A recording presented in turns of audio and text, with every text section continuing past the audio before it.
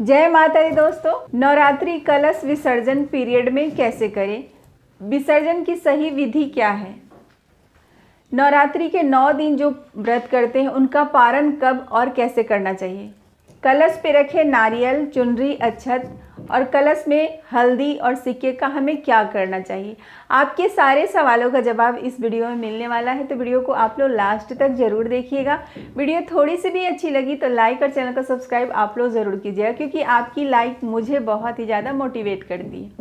ओम नमः शिवाय। दोस्तों कैसे हैं आप सब, मैं आशा करती हूँ आप लोग बहुत ही अच्छे होंगे। मैं मोनी आप सबका मेरे चैनल मोनी पूजा विधि में स्वागत करती हूँ। तो चलिए दोस्तों, सबसे पहले हम जानते हैं कि नवरात्रि कलश विसर्जन पीरियड में हम कैसे करेंगे और विसर्जन की सही विधि क्या है। तो देखिए, नवरात्रि 9 दिनों का होता है, ठीक है, और 10वें दिन हमें विसर्जन करना होता है। इस बार 2025 का जो नवरात्रि है वो पूरे 10 दिनों का है, 11वें दिन विसर्जन होगा। ऐसे नॉर्मली तो 9 दिनों का ही होता है। तो देखिए, विसर्जन वाले दिन अगर आपको पीरियड हो भी जाता है तो भी आपको मन में कोई सवाल नहीं रखना है कि क्या करना है नहीं करना है, क्योंकि देखिए विसर्जन हमें 10वीं तिथि पे ही करना चाहिए, यही नियम है। तो उस दिन आप लोग बाल धोकर के अच्छे से स्नान कर लीजिएगा और इसके बाद माता रानी की पूजा, भोग वगैरह सब कुछ लगाने के बाद सब परिवार मिल करके आरती वगैरह गा लीजिएगा। इसके बाद आप विसर्जन कर सकते हैं। देखिए, विसर्जन का सही नियम क्या है। 10वीं के दिन जब आप पूजा करते हैं तो माता को भोग लगाइएगा और इसके बाद पूजा वगैरह करने के बाद सब परिवार मिल करके क्षमा याचना जरूर कीजिएगा, क्योंकि नवरात्रि के 9 दिनों माता रानी की पूजा में आपसे या फिर आपके परिवार में किसी से भी कोई भी छोटी मोटी गलतियां हुई है उसके लिए आप लोगों को माफ़ी जरूर मांगना चाहिए। और माँ से बोलिएगा कि हे माता रानी, नवरात्रि के इन 9 दिनों में मुझसे या फिर मेरे परिवार से जाने अनजाने कोई गलती हुई हो तो आप उसे क्षमा कर दीजिए और हमेशा ऐसे ही पल पल में साथ रहिएगा, पल पल में साथ दीजिएगा। हर कदम हर मोड़ पे हमारे परिवार के ऊपर अपनी आशीर्वाद बनाए रखिएगा। इसके बाद क्षमा याचना हो जाए तब आपको क्या करना है, विसर्जन। देखिए, जो कुछ भी आपने वहाँ पे रखा है, जैसे कि कलश हो गया, माता का चौकी हो गया, ज्वारे हो गए, जो कुछ भी है माता का जोत है, सबको हल्का हल्का हिला देना है।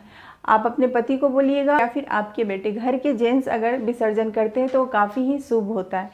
तो हल्के हल्के हाथों से सारे चीज़ों को, जो भी माता रानी के आसपास रखा है, सब चीज़ों को अच्छे से हिला देना है, ठीक है।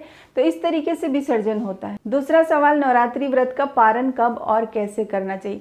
तो देखिए, जो लोग नवरात्रि के 9 दिन व्रत रखते हैं वो 9वीं के दिन कन्या पूजन हवन करने के बाद शाम में फलहार कर सकते हैं, जैसे कि नॉर्मल 9 दिन तक आप किए हैं। 10वें दिन आपको पूजा वगैरह, आरती वगैरह सब कुछ करने के बाद, विसर्जन करने के बाद ही आपको इस व्रत का पारण करना चाहिए। पारण कैसे करना है, इस दिन दाल चावल सब्जी पकौड़े वगैरह बनाना चाहिए, क्योंकि 9 दिनों के फास्ट में जब हम रहते हैं और 9 दिनों के फास्ट के बाद अगर हम कुछ ऑयली खाते हैं तो हमारे पेट को नुकसान होता है। तो इस बात का भी आप लोग बिल्कुल ध्यान रखिएगा, कोई भी ऑयली चीज़ मत खाइएगा। दाल चावल, कढ़ी बड़ी बना सकते हैं, पकोड़े वगैरह बना सकते हैं। एकदम शुद्ध भोजन ही 10वीं के दिन आप लोगों को करना है। तीसरा सवाल कि कलश पे रखे चीज़ों का हमें क्या करना चाहिए। जैसे कलश के ऊपर नारियल रखते हैं, अक्षत रखते हैं, माता का चुनरी हो गया, या फिर जो भी फूल वगैरह जो 9 दिन हम माता को चढ़ाए हैं उन सारे फूलों का हम क्या करें, और कलश में नारियल सिक्के वगैरह जो रखते हैं उसका क्या करें। तो यहाँ पे आप लोग ध्यान से समझिए। देखिए, कलश जब हम विसर्जन करते हैं तो कलश में जो आम का पल्लो रहता है ना, उसमें से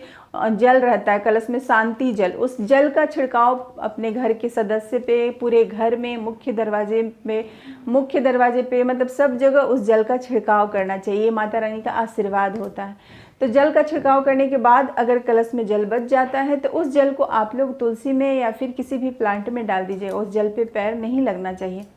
दूसरा, जो नारियल रखा है उसका क्या करें। तो देखिए, उस नारियल को आप 2 काम कर सकते हैं। एक तो पूजा मंदिर में रख सकते हैं और दूसरा जो आपका मुख्य दरवाज़ा है ना, अंदर की तरफ से आप उसके ऊपर बांध दीजिए।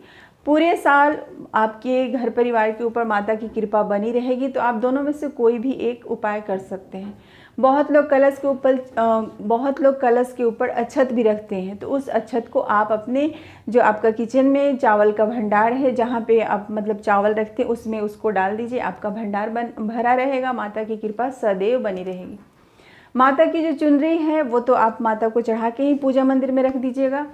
और कलश में जो हल्दी और सिक्के रखते हैं उसका आप लोग क्या कीजिएगा, एक लाल या पीले रंग के कपड़े में बांध करके अपने तिजोरी में या फिर वहाँ रखिएगा जहाँ आप पैसा रखते हैं।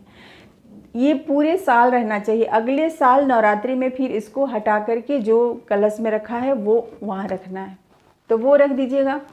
तीसरा देखिए, जो 9 दिन हम माता को फूल वगैरह चढ़ाते हैं उसे हम इकट्ठा करके रखते हैं और उसका क्या करना चाहिए, तो 9 दिन जो भी माता रानी का फूल हो गया, बेलपत्र हो गया, सब कुछ आप 9 दिन संभाल के रखते हैं। और 10वें दिन जब हम विसर्जन करते हैं ना, तो किसी भी खाली जगह ऐसे मतलब जहाँ पैर वगैरह ना लगे वहाँ पे आप उसे डाल सकते हैं। नदी तालाब के किनारे भी आप उसे डाल सकते हैं। और कहीं भी कोई जगह ना मिले तो आप मिट्टी के नीचे डाल करके और उसे मिट्टी के से ढक सकते हैं, तो ऐसा भी आप कर सकते हैं।